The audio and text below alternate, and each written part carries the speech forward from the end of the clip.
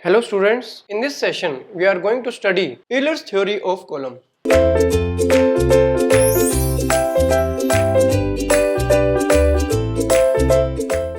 Euler's theory of column we are going to study, right? But before that we want to study the assumptions. What are the assumptions based on which this theory was developed? So Euler's theory of column and the assumptions, right? So what are the assumptions on the Euler's theory of column, right? So we have some column,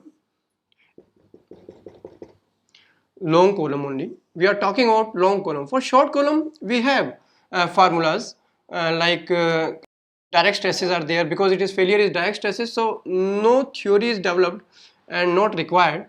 But this theory for long columns, this was developed by Euler's, so that is why it is called Euler's theory of column.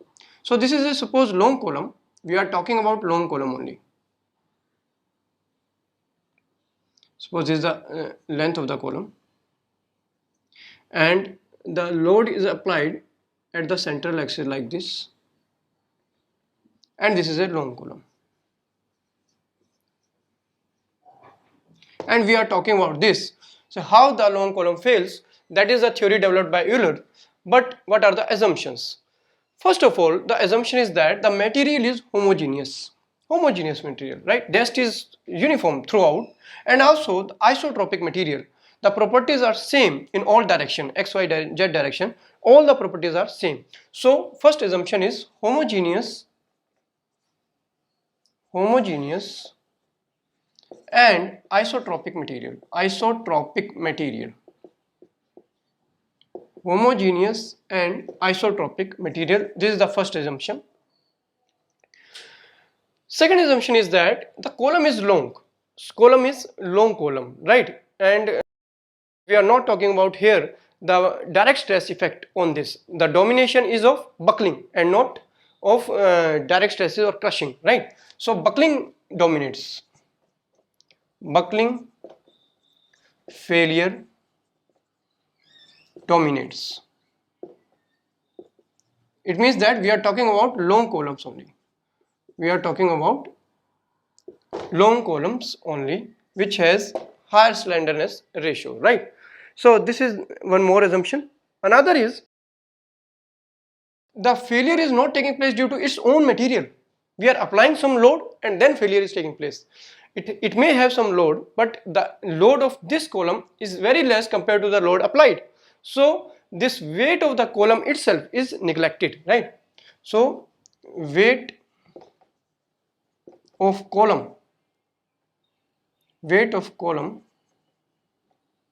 is neglected because the weight of the column is small compared to the applied load, right?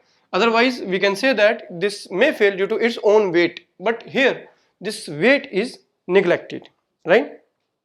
Now when we are applying load, before loading, after loading there is some bending, but before loading the column was straight, right? So column is straight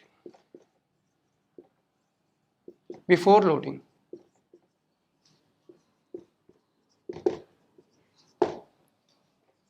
and there are some transverse section. If you cut here, there is some transverse section like this. If you cut from here, this is the transverse section, right? So transverse section is a plane, right? And after bending, even after bending, it is a plane, right? So transverse section are plane. Transverse sections are plane, that is a plane area before and after bending. Even the bending take place, still the planes are, the transverse section remain plane before and after bending. In bending stresses we talk about the eccentric loading, but here we are assuming that the load is actually applied. It is not, eccentricity is not there, right? So load applied is totally axial. Load applied is truly axial. There is no eccentricity and actually the load is applied. right? And the last, the stresses developed in the material. What are stresses will be developed? Bending stresses that are within elastic limit. Whenever we are talking about this, we are talking about the within elastic limit. It means that if we before failure, if we remove the load, the material will regain its original position, right? So load applied is such that the stresses are within elastic limit. The stresses are within elastic limit. So these are the assumptions based on which the Euler series of column is developed. So in the next topic we will study the Euler series of column depending on the different end conditions of the column.